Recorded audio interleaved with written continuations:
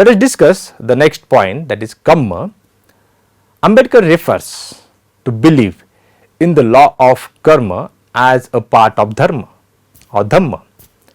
The law is often associated with fortune or misfortune of an individual, but the Buddha understood the law of karma differently. There are different orders, niyamas, operative in the world, just as there is a natural order due to which seeds grow into trees and trees yield fruits and fruits give seeds, that is a bija niyama, and there is rotation of seasons, that is a rutu niyama. Similarly, there is moral order in the society, that is a kamma niyama. According to Buddha, the moral order is maintained by kamma niyama and not by God. According to the traditional doctrine of karma, the effect of karma recoils on the doer of it and none else. Ambedkar rejects that. According to him, law of karma has to do only with the question of general moral order. It has nothing to do with fortune or misfortune of an individual.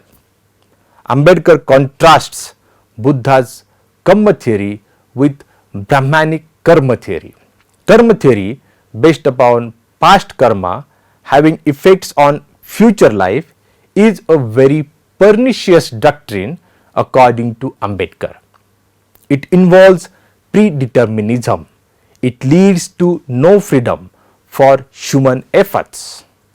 So, Ambedkar observes the conflict of free will and determinism in the traditional doctrine of karma. Ambedkar denies that a person inherits many characteristics from previous life by previous karma and affirms, taking the help from genetics, that a person inherits many characteristics from parents. The Buddha of Ambedkar does not believe in inheritance of past karma.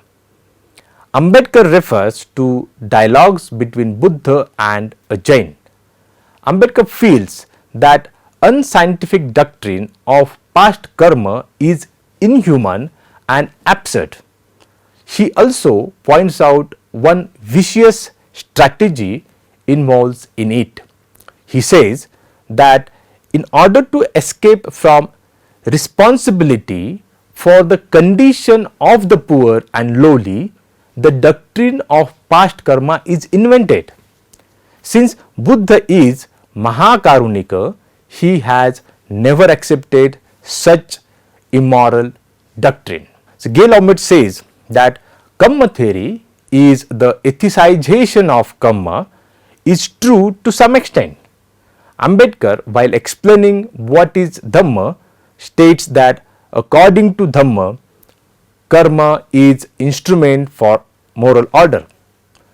Ambedkar believes that there should be some mechanism to maintain the moral order in the society.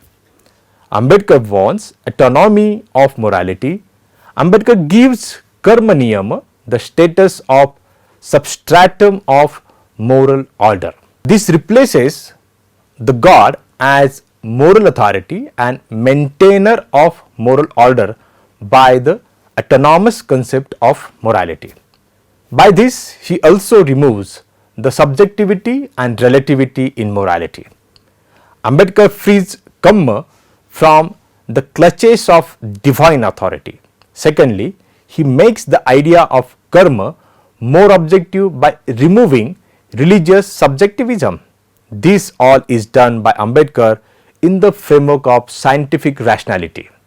So, we can say that Buddha's karma theory as interpreted by Ambedkar is both ethicization and secularization of karma. Now, let us discuss next points: peculiarities of Buddha's Dhamma through his exposition and reinterpretation of Buddha's life and teachings. Ambedkar highlights the following features of Buddhism. Buddhism as different from other religions. In all religions, there is a tendency to find out transcendental roots of human beings. Ambedkar shows that the roots of Buddha's Dhamma are quite earthly and quite human. Ambedkar shows that Christ and Muhammad are situated by themselves or by followers as prophets of God. Krishna regarded himself as an incarnation of God. On the other hand, Buddha claimed that he was one of the human beings and his message to the people was the message of human being to human being. Ambedkar points out that Buddha was Margadata and not Mokshadata. The Buddha showed the way to liberation. He never promised moksha to anyone. Now let us discuss the next point. Scientific and rational approach. Ambedkar highlights another important feature of Dhamma, that Dhamma is open for rational test. He was against irrational, dogmatic and authoritative nature and status of religion. He always carried scientific and non-divinity approach towards religion. He expects religion to protect the weak and promote equality. The same is reflected in his treatise on Dhamma. Buddhism as Dhamma and not a religion. While emphasizing the distinction between Buddhism and other religions, Ambedkar states that Buddhism is Dhamma, not a religion. According to him, conventionally religion has pivotal point which starts with the belief that there is supernatural power which creates the universe. Religion gives rise to rites, ceremonies and sacrifices. This latter on evolved into the idea of God and then into idea God as a creator of the world and man both. But Dhamma doesn't accept any of this according to him. Ambedkar says that religion remains personal and Dhamma remains more social and public. Dhamma focuses on the relation between man and man, which leads to the righteousness. This is nothing but the morality which is essential for peaceful and happy society. Unlike religion, Dhamma has Prajna and Karuna as its essential features. Prajna disallows any superstition and Karuna gives rise to love. Dhamma is unique amalgam of Prajna and Karuna.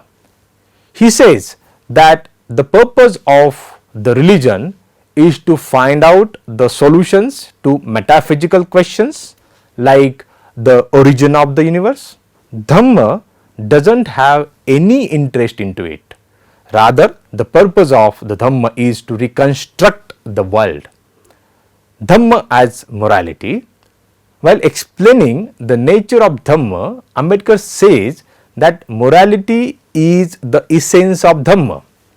So, Ambedkar notes an important observation related to morality. Often, morality is confined within different groups of the society. Such type of morality protects only the group interest. This type of morality will not encompass the entire society and will result in factionalizing the society. Such society will not have unity within it. It will also give scope to social discrimination. Therefore, Ambedkar calls such factional society as anti-social one. In order to remove these demerits, he proposed the idea of universal morality. So, universal morality will not serve the interest of any specific group or faction of the society. This morality will not allow society to break into separate factions. So, universal morality will establish harmony in the society. This will safeguard the interest of all individuals. Ambedkar suggests that one way to make morality universally effective is to make morality sacred. Once it is made sacred, it will remain unviolated. In society, weakest has to be protected out of morality. Fittest may dominate the weakest. Ambedkar says that this is the reason why we need morality in the society. Ambedkar suggests to make morality universal by making fraternity universal and effective. This will give the common model and standards for the society. If such commonness is not achieved, there is no scope for harmony in the society. Ambedkar says that fraternity is nothing but just another name of brotherhood of men, which is another name for morality. So, emphasis on social message rather than meditation, Ambedkar was not in agreement with central status which many times given in Buddhism to meditation.